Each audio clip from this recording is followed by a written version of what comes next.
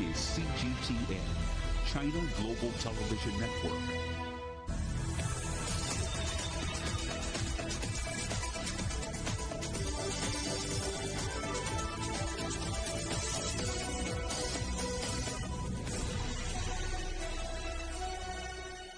Live from London, this is Global Business. Hello, welcome to the programme. I'm Jamie Owen. And I'm Robin Dwyer. Our top stories. G7 leaders debate a ninth round of sanctions on Russia as Moscow pounds Ukraine, leaving millions of people without power. Our other headlines: Britain brought to standstill as snow and ice cause widespread disruption for airports, railways and roads. The economic news will cause something of a shiver too. This could be one of the biggest corruption scandals in the history of the European Parliament. Arrests over an investigation linked to Qatar, host of the World Cup.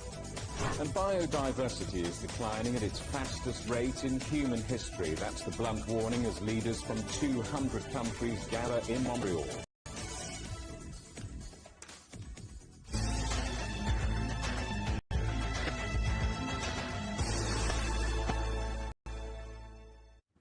German Chancellor Olaf Scholz is heading an online meeting with the Group of 7 leaders to discuss a possible 9th package of sanctions on Russia. Ukraine's President Volodymyr Zelensky will join the virtual summit. The move comes as Moscow pounded Ukraine with missiles, drones and artillery. Millions of people in Ukraine are now without power amid sub-zero temperatures. Well, our correspondent Peter Oliver is in Berlin. So, Peter, are more sanctions likely, do you think, and are the existing ones working? Well, we'll have to wait to see when Olaf Scholz speaks to the press a little later on Monday whether they have agreed, the Group of 7 that is, have agreed to put forward further sanctions against Russia. As for whether the current sanctions that are in place are working, a lot of that depends on where you go, where you speak to, who you speak to and where you are. If you're in Washington, London, Berlin, Brussels, for example, yes, they would say sanctions are working and they are the way forward. However, if you're in Budapest, well, Hungary isn't so keen on a new round of sanctions. And in fact, what we heard from Josep Borrell, the High Representative for Foreign Affairs of the European Union, was that there was no consensus, no agreement as of yet on a 9th set of sanctions. What we have heard from some across Europe, including the former Vice-Chancellor of Austria, Heinz-Christian Strache, is that these sanctions that have been put in place on Russia have actually come back and hurt Europeans more. Strache saying that it was Austrians that had suffered, not Russians, when it comes to these sanctions, and that's why Austria was seeing such high electricity and gas bill this winter. What we do know, though, is that Canada's already followed through with another round of sanctions. 33 individuals were put on that list by Ottawa. They include former and current senior officials in Russia. What we will wait to see is later on Monday whether there is an agreement by EU foreign ministers and EU ambassadors over whether they can find a solution to another round of sanctions. But going into this meeting, a meeting that was going to be attended, this G7 meeting, by Volodymyr Zelensky, the Ukrainian president, President Zelensky had been full of praise for the United States and the efforts that had been made there when it came to aid, both financial and in terms of material. Zelensky praising the latest $275 million that was put forward. That's for ammunition and weaponry to specifically tackle drone attacks by Russia. Now, President Zelensky also said that Ukraine really needs help when it comes to rebuilding those cities that have been bombarded by Russia, and they need to be able to restore basic amenities. Restoration work is continuing in the south. We're doing everything we can to get the lights on in Odessa. It's now possible to partially restore supplies there and in other cities and districts in the region. We're doing everything possible to supply the maximum number of people, despite the conditions following the Russian strikes. Well, we can expect that Olaf Scholz and the rest of the G7 leaders will have been talking about potential futures, potential increase, I beg your pardon, I got there in the end, of sanctions against Russia. One thing we know they weren't going to be talking about is setting any concrete commitments for delivering further weaponry to Ukraine. That was put out in a press release earlier on Monday. Could we see, though, further price caps on Russian oil exports? Yes, well, certain countries are very keen to see the price cap that was agreed last week, which sets oil price imports from Russia at $60 per barrel. Countries, particularly Poland, leading a group of nations across Europe, wanting to see that lowered even further. On Monday, we saw an embargo against Russian oil come in some countries within the G7 bloc, also including Australia and some other EU countries. So I'm guessing you would hear that oil embargo and oil price cap discussed by G7 leaders. Whether they agree to change that already, don't think it's going to happen just yet, but it certainly will be one of those issues that have been discussed. We're waiting to hear what Olaf Scholz will have had to say. He's due to meet the press at around half an hour or so, if everything finished on time. Peter, thank you very much. Our correspondent Peter Oliver in Berlin. So G7 leaders debating a ninth round of sanctions on Russia. This comes as Russia's President Vladimir Putin cancelled his annual press conference for the first time in a decade. Let's talk to our correspondent Stuart Smith, watching events for us in Moscow. Stuart, first, any reaction from Moscow on the possibility of this ninth round of sanctions?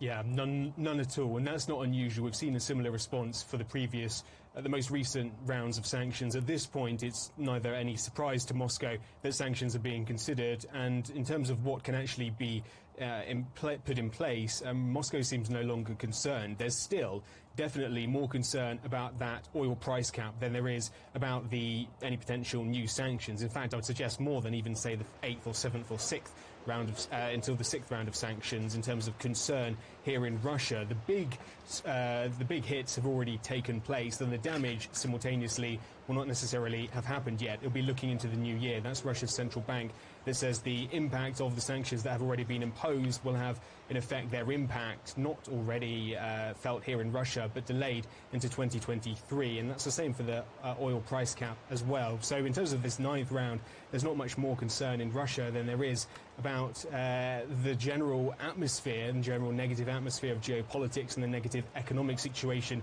more broadly for Russia. In terms of what's actually happening, are sanctions working? That big question. It all depends on what you think working might mean. So analysts point to the fact that, of course, Russia has not stopped its special military operation, that the economy has not crashed. But if you consider it over a longer-term perspective, there is an expectation that for the next 3 years, Russia will run a deficit, which is not expected to do. That means it will have to borrow money, and it's borrowing domestically, which will weaken the ruble. And there will need to be measures taken to try to shore up the economy. And so in that sense, it's working. But there's no kind of mass swell-up of public anger about the sanctions. If there is any, it's directed towards the West more than Russia. And similarly, there's no sign, although it's difficult to tell, of course, that there's any particular problem with the elites in Russia that do hold power, but have not indicated that the sanctions are anywhere close to bringing down their companies or their assets. President Putin has cancelled his traditional end-of-year press conference, this marathon press conference that he usually holds. What more do we know about that?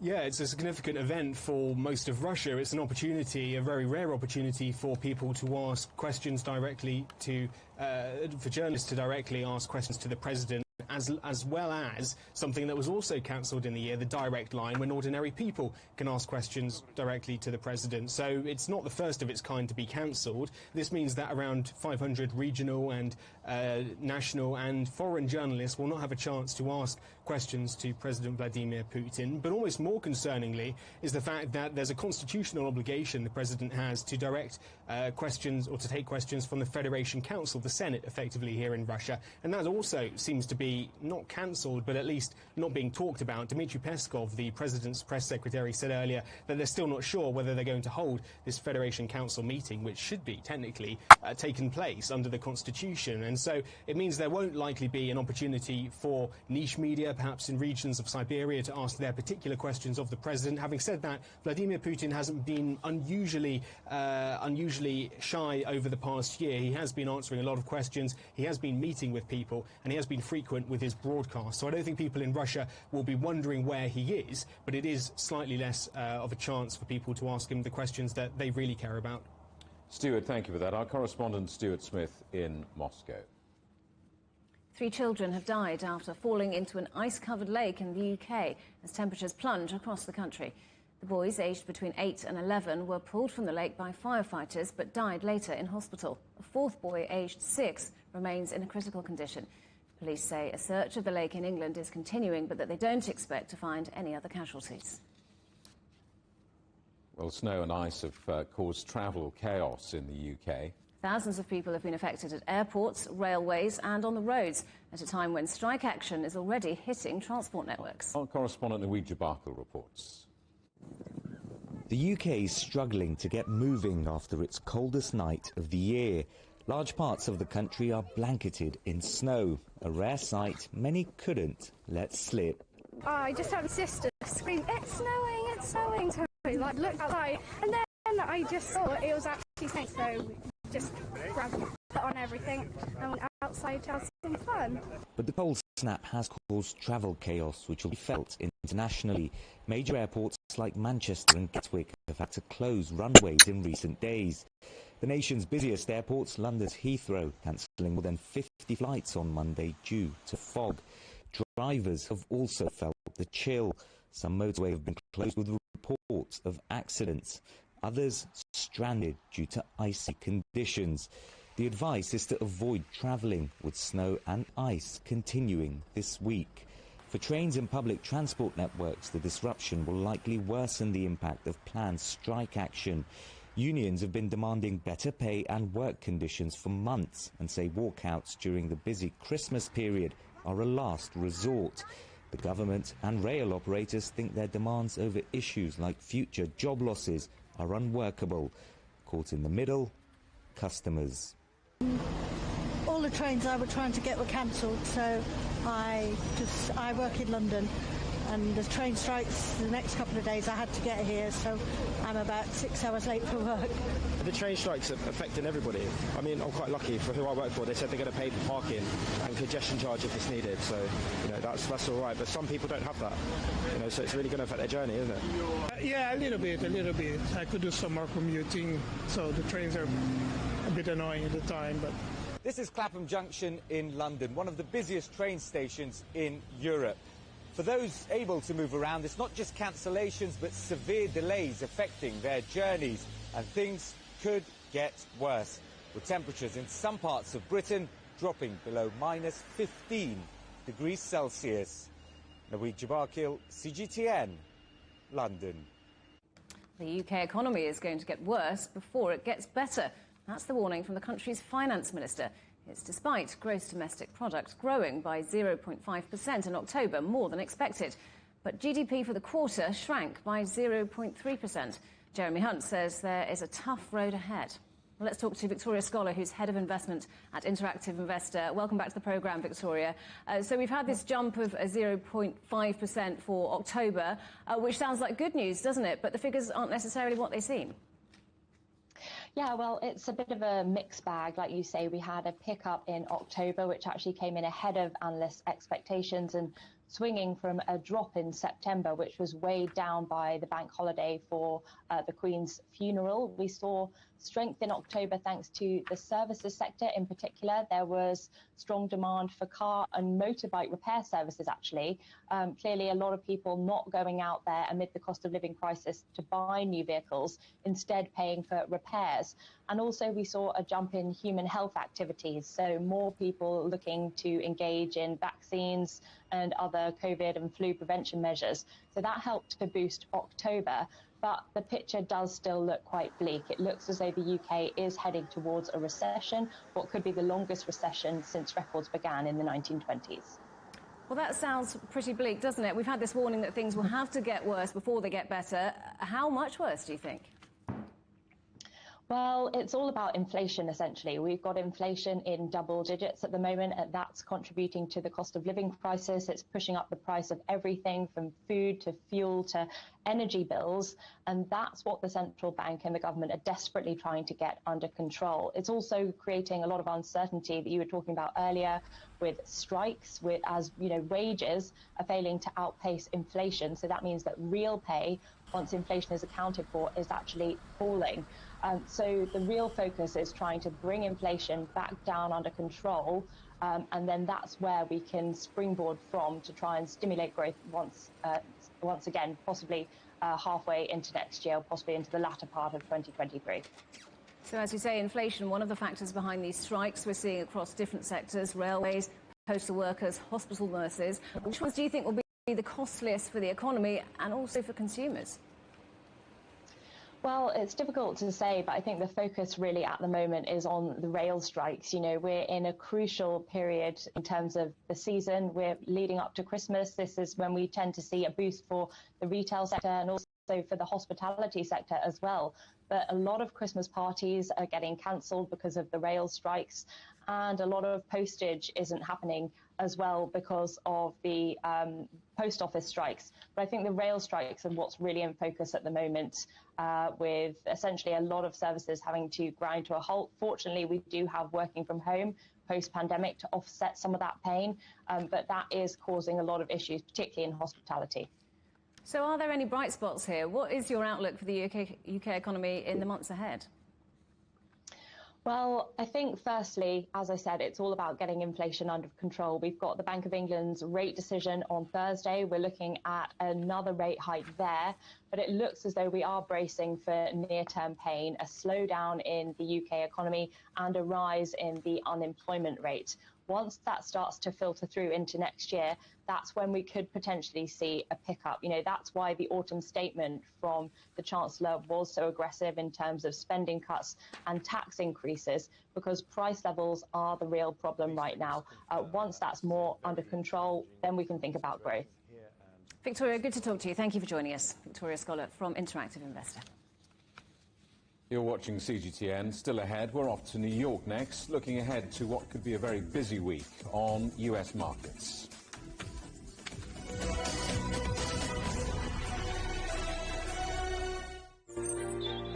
Ever wondered what's the difference between a bear and a bull market? Where are the cash cows? And who are the lame ducks?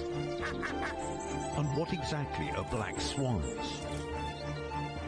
Grey rhinos? And unicorn companies? Make sense of it all with Global Business, only on CGTN. There's a new agenda for a new world, accelerating change in almost every part of our lives.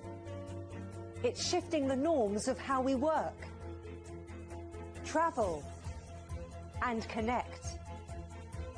How we think, interact, and develop. It's a new reality, a new agenda with me, Juliet Mann.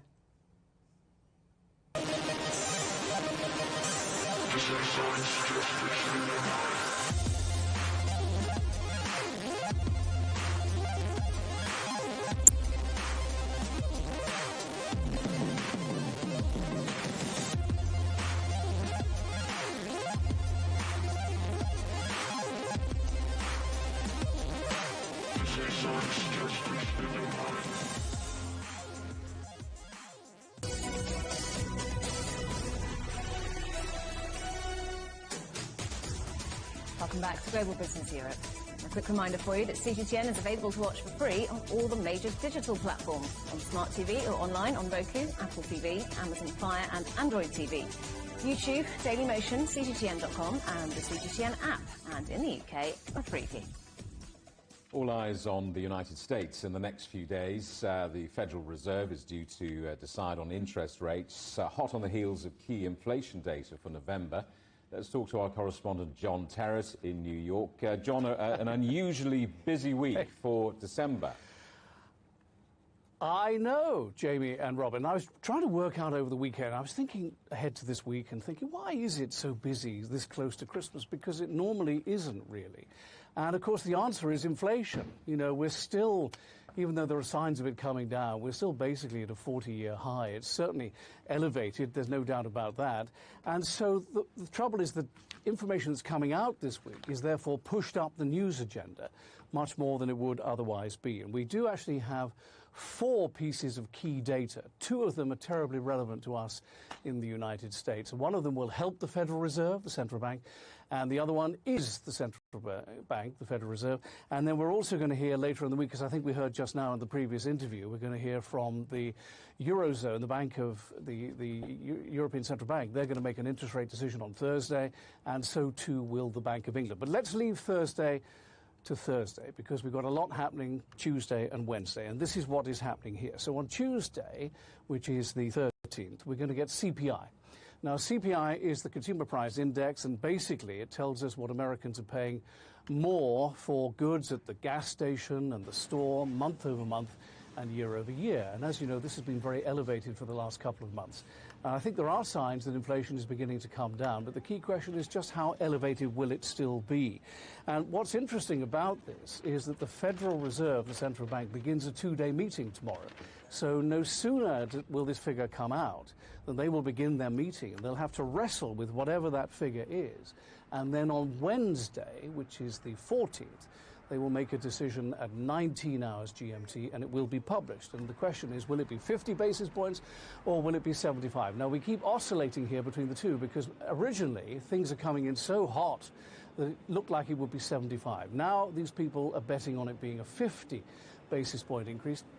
What they are not going to get, though, is what they want. And what they want is for the Federal Reserve to stop hiking interest rates, to pause and see where we are in January or February. Well, I'm pretty sure they're not going to do that, because all this hotter than expected information coming in has suggested the Federal Reserve members of that committee, the FOMC committee that look at interest rates, they've said many times before they went into PERDA ahead of this decision that they're going to keep on keeping on to conquer inflation until it is on the downward slide again. So at the moment, you know, a very busy week coming up, and kind of could go either way, really, here. OK, let's talk about the markets, John. What have the markets been doing? Mixed messages, I think, here. We're doing OK this morning, but this is a jam-packed week for the four reasons I've told you, and other reasons which are less exciting. Now, they've got off to a good start, all right? So right now, the Dow is ahead by just under 1%, the Nasdaq by a third of 1%, and the S&P 500 by 0.5%. But the mixed messages are coming from various sources, like Jamie Dimon, who is the head of the biggest bank here, the one that people care about most of all, JP Morgan Chase. Last week, he said that there would be a recession in 2023, or the chances at least were high that there would be. People's savings would be eaten into. But he did also say that if there is a recession, Americans are very resilient and will weather the storm, as they have done in the past. But he did say there would be more job cuts if there is a recession. Brian Moynihan, who is his rival at Bank of America, which is more of a high street bank, or a main street bank, if you will, very different to JP Morgan Chase, really. Brian Moynihan, who's tipped to be the next Treasury Secretary, by the way, the White House issued a non-denial denial about that last week, but he says that any downturn in 2023 would actually be shallow. And then we come to the present Treasury Secretary, who is Janet Yellen, who was speaking yesterday to CBS, very famous television program, goes out at 7 p.m. nationwide in the evening on a Sunday. She said she thinks recession is avoidable. We don't need one to bring down inflation, and inflation will be much lower by the end of 2023. However, I have to remind you that Janet Yellen is one of the administration who said a year ago, almost to the day, that inflation will be transitory and will be gone by December. That's last December, please note, not the one coming up. And Elon Musk is chipping in as well. He says if the Federal Reserve goes on raising interest rates deep into 2023, then there definitely will be a recession. So all of this is impacting on the minds of investors here. With 2 weeks to go to Christmas, will there be a Santa Claus rally? Don't bet on it. What a cheery Christmas elf you are. John, good to see you. Our correspondent, John Terrett, in New York. Thank you very much. Microsoft is buying a 4% stake in the firm that runs the London Stock Exchange as part of a 10-year cloud partnership. LSEG says the $2 billion deal will allow it to broaden its customer base and reduce product prices via the tech firm's App Store. Concerns have been raised by regulators after a number of other big tech giants forged links with banks and exchanges. Morgan Stanley says it plans to cut the annual bonuses of its Asia-based investment bankers by as much as 50%.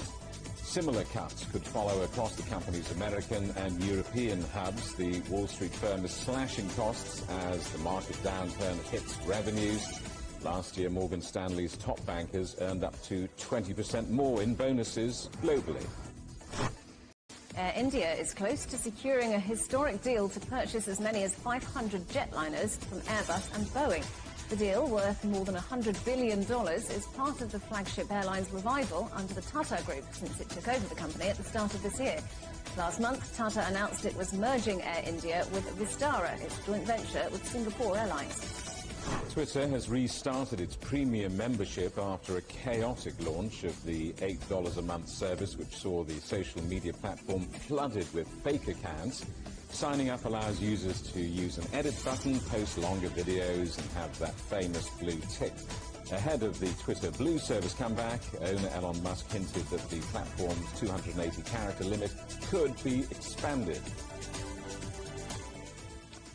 They're handing out $4 million worth of shopping vouchers in the city of Guangzhou in China. The stimulus came a day after China announced more relaxations to its coronavirus rules. Our correspondent Huang Fei has been finding out what this all means for retailers. As Guangzhou emerges from COVID-19 closures, department stores are hoping for a holiday season rebound. Goodbye to health status app check-ins, hello to big discounts and free parking. And on top of the store's own sales campaigns, customers can get further price deductions using government vouchers. The relaxations have also coincided with the weather change. Sales of winter products like sweaters, coats, and blankets are up. Sales of wool sweaters have also gone up by 50%. We expect to see more customers in the lead-up to New Year's Day and the Spring Festival. To increase the appeal of in-store purchase, traditional malls are turning to digital technology, such as this AI makeup cam. So thanks to this makeup cam, you could actually try on makeup without actually putting makeup on your face. This is pretty cool. Let's try Power Kiss. Whoa. To lift brick-and-mortar shops out of a slump, Guangzhou has been handing out consumption vouchers since May. Officials say they have directly contributed to $500 million of spending. Well, this is one of the oldest shopping areas in Guangzhou, and before the pandemic, more than 1 million visitors roamed these streets during a busy day. And as you can see, the crowds are slowly coming back, and shops are eager to tap the potential of retail therapy after a long hiatus. At the height of the outbreak, this place was empty. The good news is people are coming out again, but I think a lot of them are a bit worried. They're not as active as before. Our sales have improved, but not by a lot. PCR testing is no longer mandated among the general public, but people are exercising caution. Even in an outdoor space like this, it's hard to spot anyone without a mask on. Since the rules are relaxed, we are more likely to get infected. But the economy will be better. Life still feels better than before. We just need to be careful. As the city learns to live with COVID, retailers are not rolling back on their hygiene routine. Disinfection is still firmly on the agenda. Hong Fei, CGTN, Guangzhou. You're watching CGTN. Still ahead. The EU calls for calm as tensions rise in Kosovo between authorities and ethnic Serbs.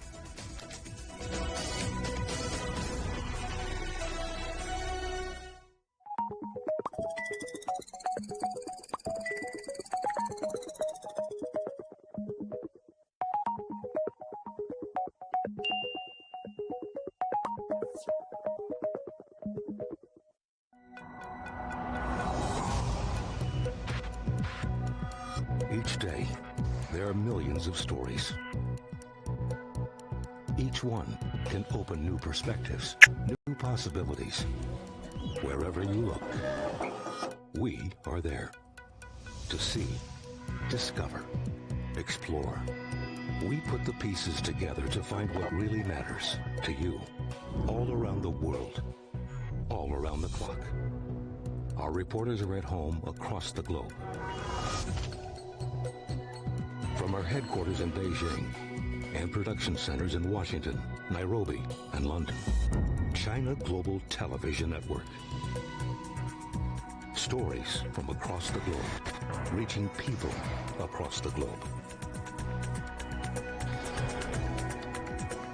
CGTN. See the difference. Facing the unknown is always difficult. In a world in turmoil, it's easy to lose orientation. But when the storms come, we have to see the possibilities, reinvent, find new opportunities, discover a path forward. CGTN. See the difference. What do we mean when we talk about the difference? The difference is in the detail. The background. Defense ministers from the wider angle and perspective of every story. Wherever the story may be. CGTN. See the difference.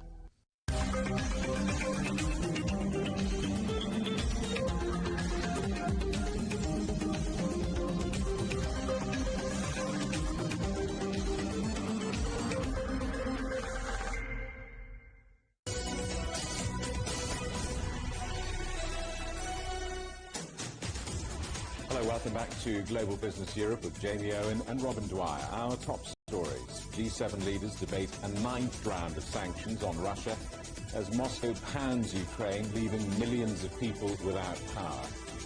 Our other headlines: Britain brought to a standstill as snow and ice cause widespread disruption for airports, railways and roads. The news on the UK economy might cause something of a shiver too.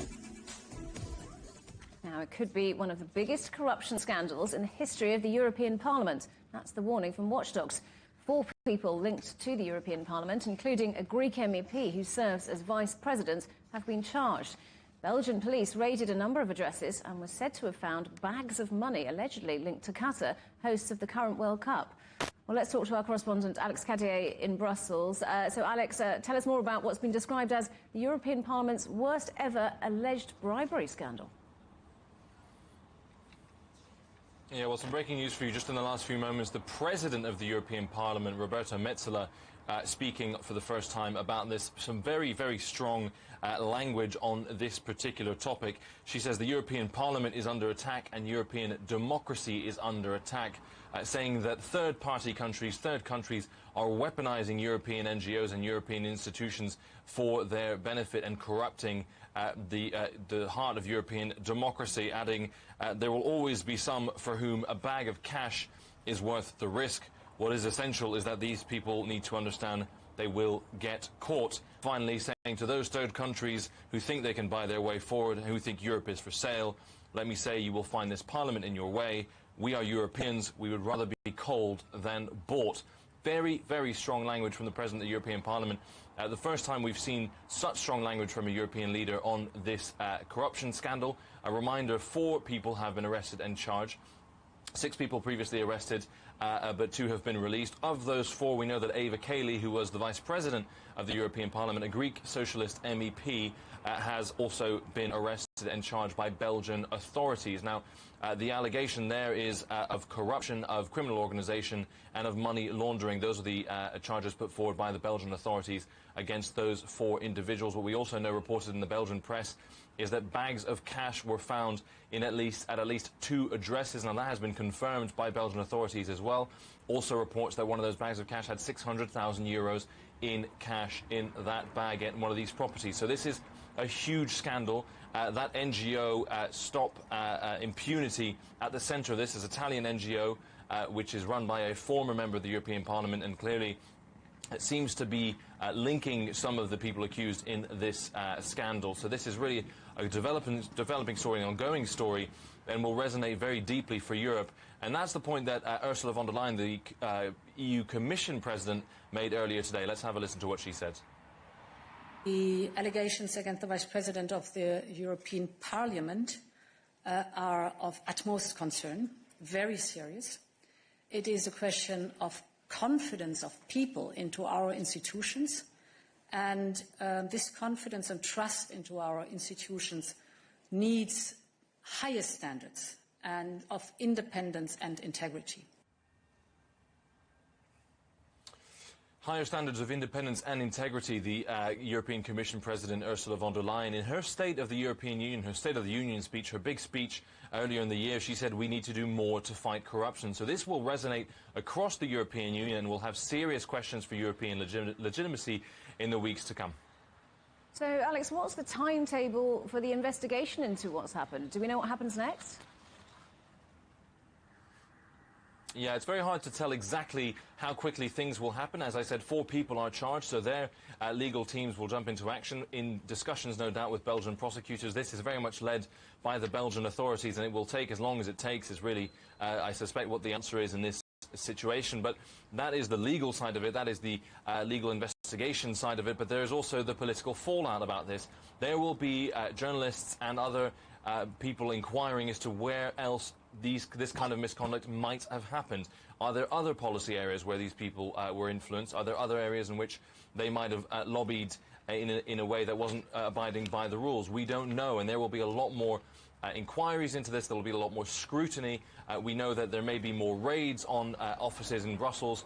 So that is really the medium-term fallout, if you will. Obviously, the legal proceedings will be ongoing, and that will be the information coming out of that will be limited. But this is going to send shockwaves across Brussels. There's no doubt about that. And then the much longer term is, well, there will be a painful realization of a lack of European legitimacy if this pans out to be true. The European Union has said very clearly we need to fight corruption. We need to fight corruption in the Western Balkans. We need to fight corruption within the European Union. But this is very, very close to home indeed. So in the short term, these legal proceedings are ongoing. The medium term, there's going to be more inquiries, more investigations. Is there more to find out there? And in the long term is rebuilding that trust in the European institutions. Alex, thank you very much. Our correspondent, Alex Cadier in Brussels. Ukrainian volunteers are being given military training in a number of European countries under an EU initiative. In Spain, they've been practicing combat manoeuvres and learning first aid and demining skills. Our correspondent Ken Brown reports. New recruits preparing for battle on the front line. 64 Ukrainian volunteers arrived here in Toledo, just outside Madrid, to undergo training with the Spanish armed forces. Civilians from all walks of life have signed up, some as young as 20, some in their 40s.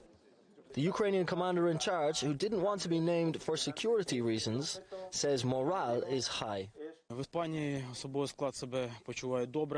They have adapted well. They are strong mentally, and they can learn here in Spain without having missiles constantly falling on them. The soldiers are learning first aid, combat strategies, shooting and target practice, demining, handling explosives, and artillery training. They have also been learning Spanish and are appreciative of the opportunity they have received in Toledo, which has been renovated to house and train 400 soldiers every 2 months. Toledo isn't the only Spanish location training new Ukrainian recruits. There are currently over 120 troops in basic training across the country. As many as 2,400 soldiers could be trained per year in Spain as part of this EU mission. The EU has so far pledged $110 million to fund this initiative. Spain, meanwhile, has joined other nations in providing vital supplies to Ukraine to help during the cold winter months as Russia continues to target energy infrastructure and temperatures plunge well below freezing. We have already sent generators that can be used to power hospitals, schools, a military base or a camp, for example. We've also supplied cold weather combat uniforms to Ukrainian soldiers. The EU aims to train 15,000 Ukrainian soldiers across the bloc, and with no end to the conflict in sight, this looks like it will now form part of a long-term strategy of planning and training. Ken Brown, CGTN, Toledo. Kosovo and Serbia must de-escalate a tense regional situation, so says the EU Foreign Policy Chief Josep Borrell, as Serb protesters block Kosovan roads for a third day. Violence has flared in northern Kosovo in recent weeks, where the majority Serb population is unhappy at what they see as discriminatory policies. On Sunday, Belgrade called for Serbian troops to be sent to Kosovo, a plan already rejected by some European politicians. Well, let's talk to our correspondent Alyosha Milenkovic in Belgrade. Alyosha, what has the EU been saying about this?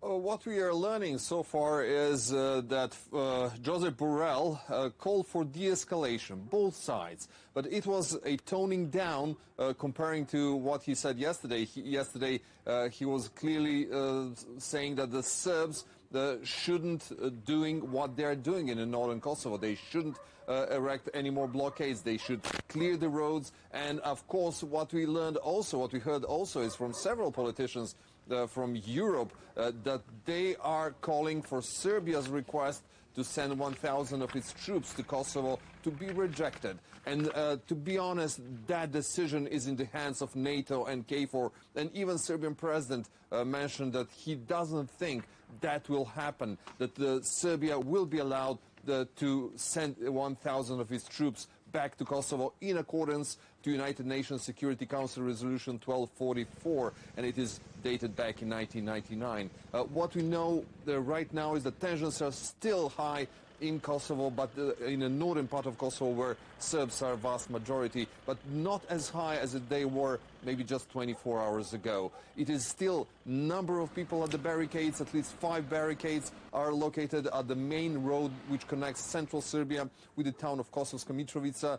KFOR is not doing and is doing nothing at this moment. And Kosovo police was asked by KFOR to show restraint and not to try to remove those barricades until some kind of negotiations has been done between the two sides. Alyosha, thank you for that. Our correspondent Alyosha Milenkovic in Belgrade. You're watching CGTN. Still ahead. Biodiversity is declining at its fastest rate in human history. That's the warning from the experts. We're in Montreal at the COP15 summit next.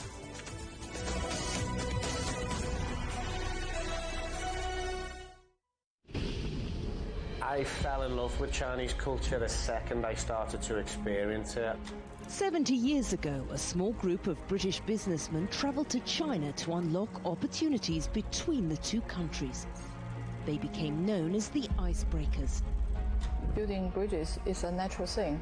There's no age and gender difference in our spirit, no race difference in our soul. I think food is an incredible way of bringing different cultures together. I am enjoying learning every aspect about it. Chinese literature stretches back for millennia, but it's still really relevant for today.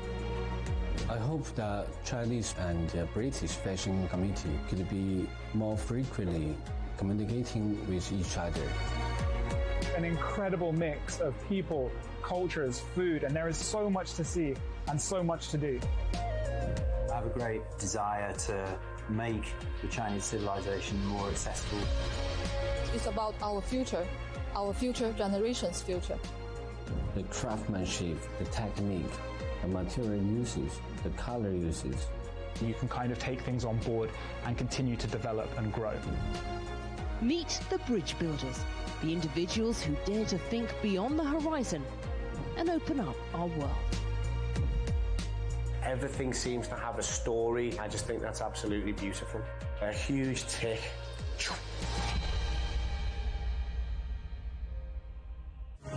The story of the North Atlantic convoys and their heroic sailors has become part of British national identity. Less well known is that more than 1 in 7 of the merchant seamen who risked their lives crewing the convoys were Chinese, and that when the war ended, their loyal service was rewarded with betrayal. If you could meet him now, what would you say to him? Well, I'd give him a big hug first and say, I'm sorry that this happened to you. We couldn't do anything about it.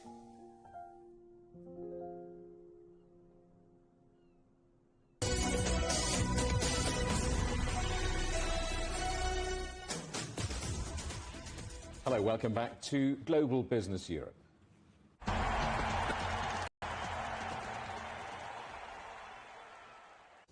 Next Sunday, one of Argentina, France, Croatia and Morocco will be crowned world champions in Qatar. And the country hopes hosting the World Cup will have benefits long after the final ball is kicked, not least in the tourism sector. as our correspondent Dan Williams reports. The 2022 FIFA World Cup might be coming to an end, but for many Qatar locals, it's hoped the journey doesn't finish there.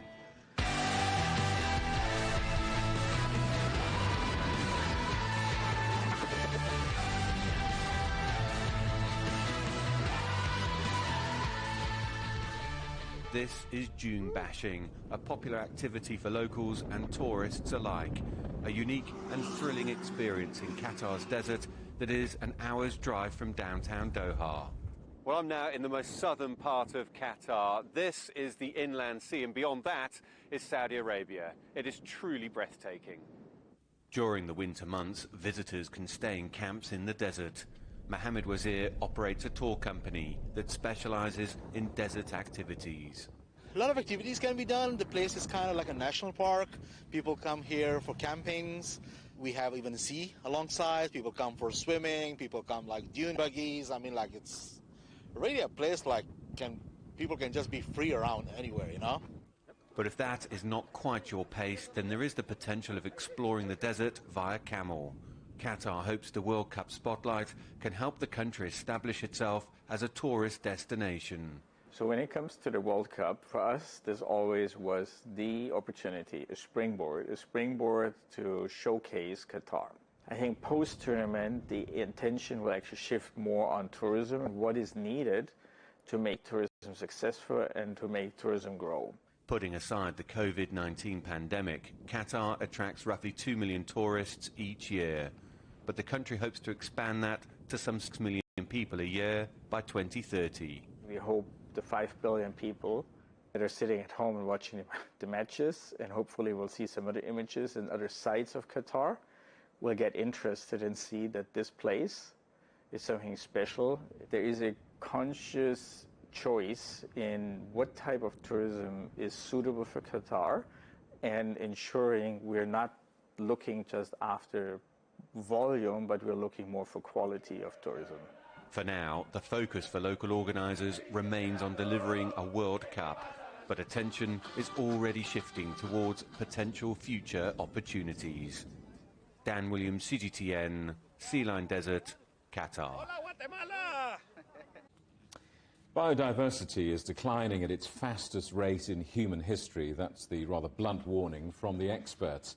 Protecting 30% of land and sea by the year 2030 is one of the key goals the delegates at the COP15 Biodiversity Summit are trying to work towards. Delegates from almost 200 countries are attending the meeting in Montreal. Our correspondent Owen Fairclough is there. So, Owen, what's been happening so far today? Slow progress, Robin. That's the words of the United Nations as these delegates now head. They've been discussing now for the best part of a week. They're deadlocked essentially over a really thorny issue, essentially over who shares the profits of these biodiverse habitats, particularly when it comes to extracting plants and wildlife for use in things like medicines and food additives. There's concern that indigenous communities have been cut out of the profits for these. They want representation here, but there's also an argument related to this about national governments who are often accused of holding on to this genetic material, this complex genetic material, and there are many NGOs and conservationists who say that's actually endangering lives because it can hold up the development of vaccines, not just for COVID, but for other diseases like Ebola and so on, going back through the years. So you get an idea here of where things are deadlocked. Despite the fact that there's plenty of enthusiasm for a deal, you have to be slightly concerned when they start to talk about aspirations at this stage, as if they're trying to manage lowered expectations, all for that target, as you mentioned, to try and save a minimum or protect a minimum of 30% of the world's land and oceans by 2030. It's difficult, isn't it, with these kind of environmental negotiations? There's such abstract figures and concepts, particularly for habitats that most of the world's population never even see. A lot of this is trying to make personal connections with wildlife. And the city of Montreal here in Canada is trying to do that by trying to get people who are a little bit scared of creepy crawlies to embrace insects. They come from all corners of the planet to create a spectacular shower of intricate colours. You can see their eggs suspended there. and on the leaf there. These giant butterflies are the jewel in the crown of Montreal's insectarium, and for entomologist Marjolaine Giroux, caring for them is the ultimate labour of love. These butterflies are very, very colourful and beautiful, and they're often inactive during the day because they're asleep, so people love having the time to look at them. Colourful, but also critical for Earth's survival. When we think about insects, we're talking about 75% of all wildlife on the planet. Insects provide an immeasurable service in producing food and even entire landscapes. And pollinators like these are so important for helping to propagate plant life that the city's mayor, appropriately named Plant, has launched a programme to help insects flourish.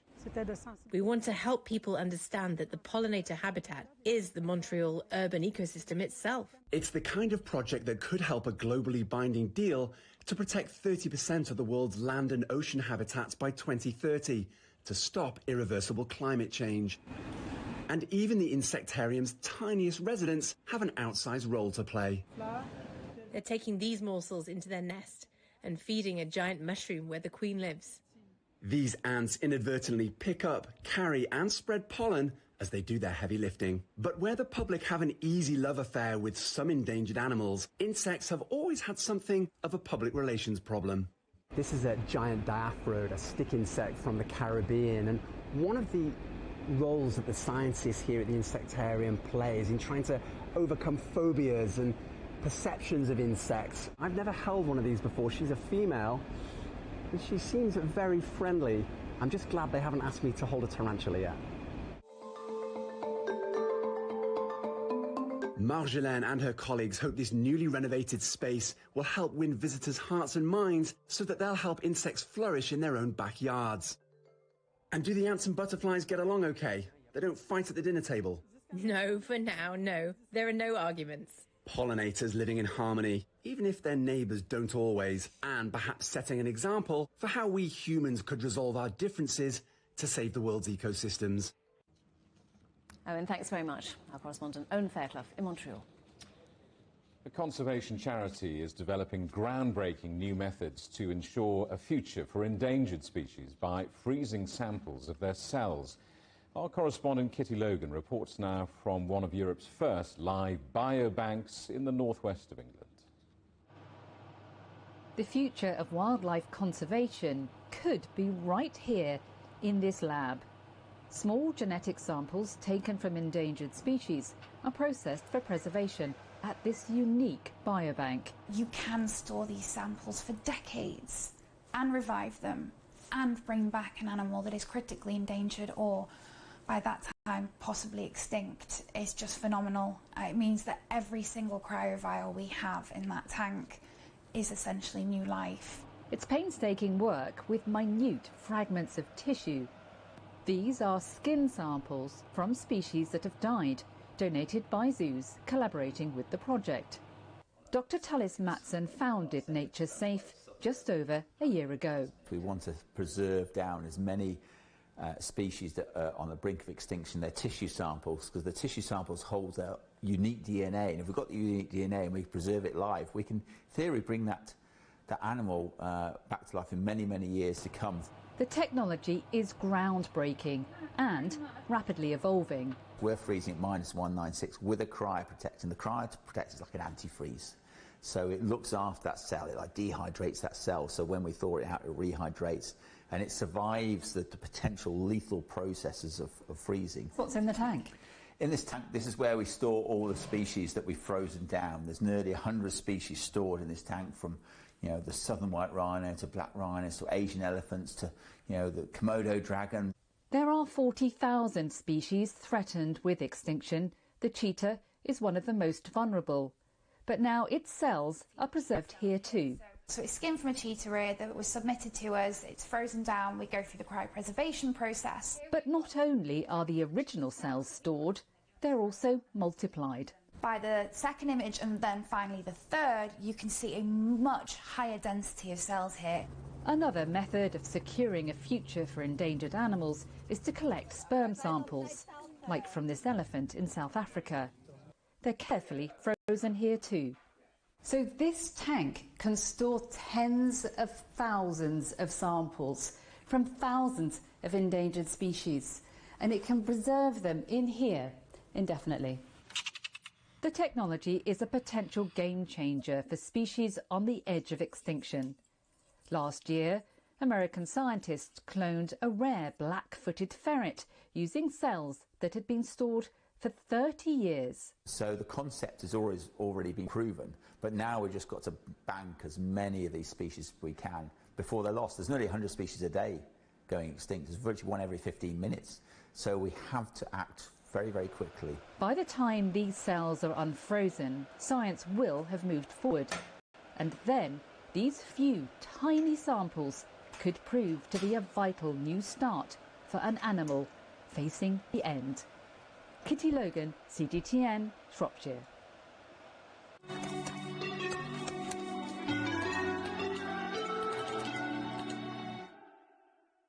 What was your first job? Daniel Binns is the CEO of Interbrand, a brand consultancy that counts Nike, Nissan and Samsung among its clients. Binns leads a team of 180 people developing corporate strategy for Fortune 500 companies.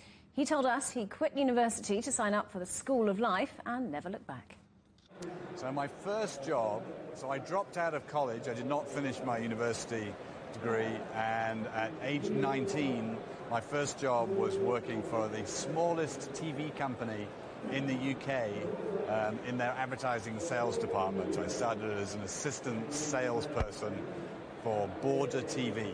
So I did not have a long-term plan. I just worked really hard at the job that I had in front of me, and I constantly said yes to any opportunity that came my way. I moved from working at that TV company to working for an advertising agency in London. That then took me to a company that moved me around the world. I worked in Brussels, I worked in Bahrain in the Middle East, I worked in Jakarta and Kuala Lumpur, Johannesburg, and eventually to the US, where I've lived for the last 13 years. I mean, the most important thing is not to think about your next job, but to think about the job you've got today, do that incredibly well, and then when an opportunity opens up, embrace that opportunity. Even if it feels like it's something beyond your capabilities, give it a go, try, always stretch yourself, always move outside of your comfort zone, but work really hard at what you're doing today, and you'll get rewarded in the next job after. And for much more of that, check out CGTN's social media accounts and search for My First Job. The headlines again. G7 leaders debate 9th round of sanctions on Russia as Moscow pounds Ukraine, leaving millions of people without power. Our other headlines: Britain brought to a standstill as snow and ice cause widespread disruption for airports, railways and roads. The economic news causes something of a shiver too. And this could be one of the biggest corruption scandals in the history of the European Parliament. Arrests over an investigation linked to Qatar, hosts of the World Cup. And that is just about it for Global Business Europe. Thank you for watching. There's more on all our stories at europe.cgtn.com, and do follow CGTN Europe on Twitter, Facebook and Instagram. We're on Smart TV app, Roku, Apple TV, Amazon Fire and Android TV, YouTube, Dailymotion, CGTN.com and the CGTN app, and in the UK on Preview. Coming up next on CGTN, it's Africa Live. We'll see you again tomorrow, same time, same place. From all the team here in London, goodbye. Goodbye.